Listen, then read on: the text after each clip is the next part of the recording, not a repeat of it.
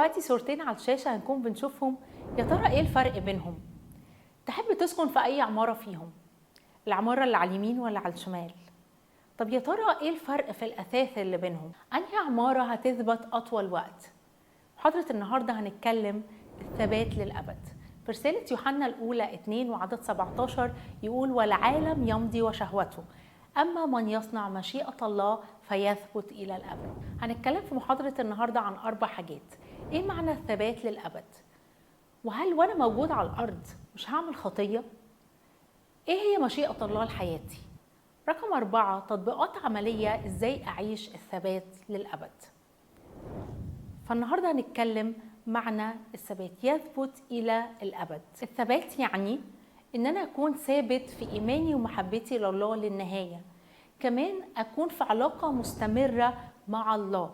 وعشان أكون ثابت لازم يكون في التزام بعلاقة مستمرة يومية بالله، التزام في قراية كلمة الله، التزام في الصلاة، التزام في التدريبات الروحية اللي بكون بمارسها يوميا علشان أقدر أكون ثابت في علاقتي بالله للأبد. الله يكون مركز حياتي، مش أولوية في حياتي، مش رقم 1 فيجي بعديه 2 و3 و4، لكن يكون هو المركز، هو السنتر في حياتي. أرجع له طول الوقت في قراراتي، في اختياراتي، يكون علاقتي بيه علاقة مستمرة حقيقية حية ثابتة للأبد. في رسالة يوحنا الأولى 3 وعدد 6: كل من يثبت فيه لا يخطئ، كل من يخطئ لم يبصره ولا عرفه. وفي رسالة يوحنا الأولى 3 وعدد 9: كل من هو مولود من الله لا يفعل خطية، لأن ذرعه يثبت فيه ولا يستطيع أن يخطئ لأنه مولود من الله. طب هل ممكن حد يكون عايش حياة على الأرض من غير ما يكون بيعمل ولا خطية؟ الحقيقة لا. الكتاب المقدس في رومية 3:23 بيقول: إذ الجميع أخطأوا وأعوذهم مجد الله.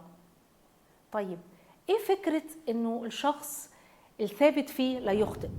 معناها إن أنا ما كنش عايش حياة مستمرة في الخطية ما تكونش أسلوب حياة عندي، ما كنش بتلذذ بالخطية وأنا بعملها ومبسوط بيها، لكن باخد قرار إنه الخطية مش هتسيطر عليا، إنه حتى لو في سهوات وسقطات أنا هقدر أروح واعترف بيها. في يوحنا الأولى 1:9: إن اعترفنا بخطايانا فهو أمين وعادل حتى يغفر لنا خطايانا ويطهرنا من كل إثم. مش بس غفران خطايا لكن تطهير من كل إثم. في آية بنفهمها غلط في مزمور 66: إن رعيت إثما في قلبي لا يستمع لي الرب. العدد اللي بعديها: لكن سمع الله. المزمور ده وهو بيتكلم لإمام المغنيين وهو بيقول: أنا جوه بيتك بوفي نذوري وبقدم محرقاتي، وبيتكلم في جزء كبير قوي إنه هيبتدي يتكلم لخائفين الله. مش معنى إنه رعى إثم في قلبه إنه هيستمع ليه، ده العكس. إن أنا ما عنديش إثم في قلبي فالله بيستمع ليه. معنى ان انا اراعي اثم في قلبي ان انا اكبره وان انا اكون الخطيه كاسلوب حياه. في رساله يوحنا الاولى 2 وعدد 1 بيقول كده: يا اولادي اكتب اليكم هذا لكي لا تخطئوا، وان اخطا احد فلنا شفيع عند الله يسوع المسيح البار، وهو كفاره ليس لخطايانا فقط بل لخطايا العالم.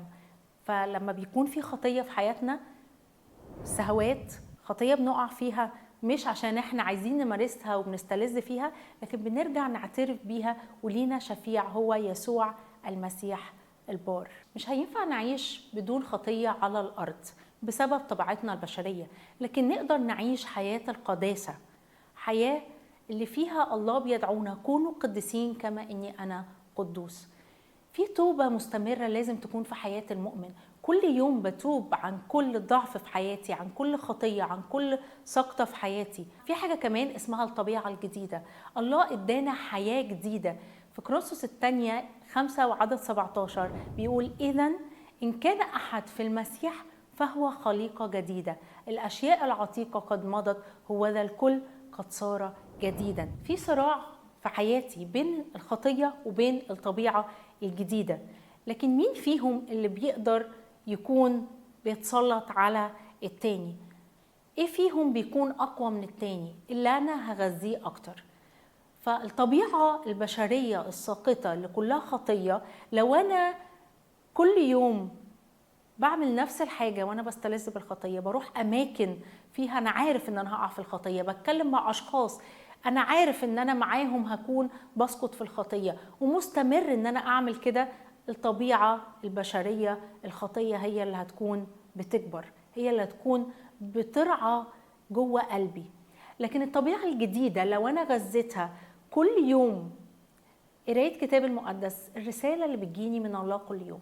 مين فينا أول لما بيصحى ويفتح الواي فاي 4G مستني يسمع صوت الرسائل اللي بتيجي على طول؟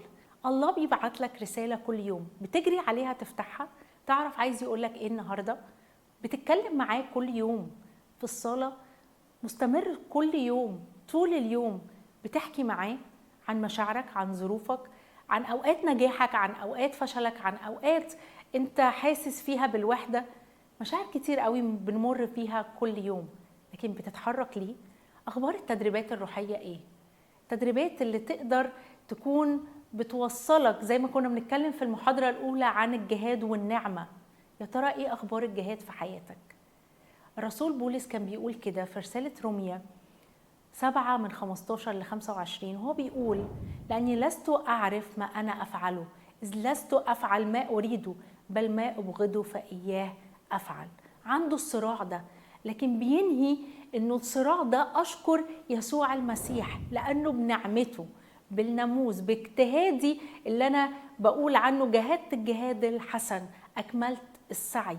فمع نعمة الله والروح القدس ومع حياة الجهاد اللي أنا بعيشها هقدر أكون بفعل الصلاح وأقدر أكون بكبر الحياة الجديدة اللي الله عطهاني. مزمور 51 وعدد 10 بيقول داود كده: قلبا نقيا اخلق فيا يا الله، وروحا مستقيما جدد في داخلي. محتاج أتجدد من جوايا، يكون في قلب نقي. القلب النقي مش اللي ما بيعملش خطية، لكن اللي ما بيحتفظش بالخطية، اللي مش بيرعى الخطية جوه قلبه. وفي كل مرة انت مش بترعى الخطية جوه قلبك الله بيسمع لصلاتك. فبكبر مين فيهم؟ كمان النمو الروحي، أنا محتاج كل يوم أنمو روحيا في علاقتي مع الله. تقدر تعيش حياة القداسة والتقوى وتبقى الخطية أقل في حياتك؟ تقدر، من خلال التدريبات الروحية اللي تقدر تكون بتعملها يوميا. يسوع قال لبطرس كده: سمعان سمعان، الشيطان طلبكم عشان يغربلكم، عشان يفنى إيمانكم، لكن أنا صليت لأجلك، طلبت لأجلك لكي لا يفنى إيمانك، وكمان لما ترجع تروح تثبت إخواتك. يسوع كان بيقول له إنه مهم جدا الصلاة، تكون بتصلي علشان إيمانك ما يفناش. مش بس كده، لكن أنت إيمانك مش هيفنى وهتروح تثبت ناس تاني محتاجين لك إنك تتكلم عن الثبات في المسيح. عشان كده الكورس كله واحنا بنتكلم عن الثبات في المسيح. اثبت أنت عشان تقدر تثبت إخواتك. في النقطة التانية هنتكلم عن مشيئة الله لحياتي، دعوته لحياتي إن أنا أعيش حياة حقيقية معاه مستمرة. فأشعياء 43 وعدد 7 بيقول: لمجدي خلقته وجبلته وصنعته. عشان أعيش حياة حسب مشيئة الله في حياتي وأعيش حياة مشابهة لصورة ابنه، محتاج يكون عندي ثبات في المحبة. وزي المحاضرة اللي احنا أخدناها عن ثبات في محبة المسيح، ناحية المسيح وناحية إخواتي اللي أنا عايش في وسطهم. الثبات في الكلمة، وأخدنا محاضرة عن الثبات في كلمة الله. وعشان أثبت في كلمة الله لازم أطيع وصاياه وأعيش بيها في حياتي، أتمم مشيئة الله من خلال طاعتي لوصاياه. ثالث حاجة القداسة، حياة القداسة والطهارة. هو قال كده: كونوا قديسين لأني أنا قدوس. أمر كتابي: كونوا قديسين. رابع حاجة الشهادة، إن أنا أكون بشهد عنه، أثبت إخواتي، أكون بتكلم عنه في كل مكان أنا موجود فيه، أتكلم عنه، أشهد عنه بتصرفاتي، يكون حياتي نموذج حقيقي إن المسيح عايش فيا وأنا بحيا للمسيح. خامس حاجة الخدمة، أستخدم مواهبي وكل إمكانيات الله حاططها فيا علشان أكون بخدمه وبخدم الآخرين حواليا. هل في نماذج من الكتاب المقدس قدرت تثبت في بعض المواقف وقدرت إنها تكون ثابتة للأبد؟ الحقيقة أول حاجة الثبات في النزاهة والطهارة. يوسف كان مثال للثبات في النزاهة والطهارة. رفض انه ينفذ امر سيدته، ده عبد وهي سيدته، لكن مهما كان كلام الشخص الكبير او انه هو في سلطة، لكن مش هينفع انه يخليني احيد عن الثبات في النزاهة والطهارة. كمان في ثبات في اعلان الحق. ايليا وقف قدام ايزابل الملكة اللي ليها قدرة انه زي ما كانت بتهدده كده، انا هقتلك، انا هعمل فيك واسوي فيك، لكن كان عنده اعلان الحق وثابت رغم انه كان اقلية. وقف قدام ناس كتير قوي لكن ثبت على موقفه في اعلان الحق. الثبات وتحمل الصعوبات في الخدمة. بولس قابل تحديات كتير قوي في خدمته، وقابل تحديات كتير من ناس، قابل تحديات كتير من ولاه، قابل تحديات كتير، وبيتكلم كده عن ظروف كتير قوي مر بيها، لكن فضل ثابت في خدمته. يا ترى قادرين نثبت في خدمتنا ولا بأقل كلمة مش لاعب، أنا هسيب الكنيسة، أنا هسيب الجسد ده، أنا هسيب الناس دي؟ لكن الثبات في المسيح بيديك القوة إنك تكون ثابت في خدمتك وتقدر تتحمل أمور كتير. الثبات في الإيمان والمسامحة. استفانوس الناس كلها جت وقررت إنها هترجمه، لكن وهو بيترجم عينه كانت مفتوحة وثابتة على السماء، كان عارف رايح فين وعارف مين هو إلهه، وطلب التسامح والغفران لكل الناس اللي كانت بترجمه. الثبات في مواجهة التحديات. دانيال والفتية الثلاثة، أمر صادر من الملك، وده مش أي ملك، ولما كان يؤمر أو كان يقول أمر كل المملكة لازم تخضع ليه. فكان الأمر إنه ما حدش يطلب أي طلبة غير مني أنا وبس. لكن دانيال كان عارف مين هو إلهه، كان ثابت في إلهه، فصلى لإلهه، والكتاب بيقول كعادته كان فاتح الشباك وبيصلي. الفتية الثلاثة يتقال لهم كده إنه في عقاب أتون النار، فرقش معاهم العقاب وتنفذ فيهم العقاب وإنه يدخلوا أتون النار، لكن المسيح بنفسه ظهر في وسطيهم. اثبت في مواجهة التحديات بقوة يسوع اللي هيكون بيمنحها ليك. اتكلمنا عن الثبات للأبد ومعناه، واتكلمنا عن مشيئة الله في حياتنا، واتكلمنا عن ازاي وانا عايش على الأرض برغم ان انا هعمل خطية لكن انا عندي حياة جديدة وعندي طبيعة جديدة. آخر حاجة هنتكلم فيها ايه الخطوات العملية اللي اقدر اعيش بيها علشان اثبت للأبد. اول حاجة محتاج يكون عندي اهداف روحية. انا عايش في اهدافي الروحية بعمل ايه؟ كل يوم انا محتاج اكبر في ايه؟ محتاج اخد خطوات في ايه؟ ما مش هينفع ان انا اعيش سنة سنتين ثلاثة وانا بنفس اهدافي الروحية، لكن انا محتاج يكون عندي تجديد للاهداف دي. بكبر لحد فين؟ فاكرين كراسة التدوين اللي احنا اتكلمنا فيها في المحاضرات اللي فاتت؟ اكتب كل يوم انت بتكبر في ايه؟ اتعلمت ايه؟ ايه التغيير اللي بيحصل في حياتك؟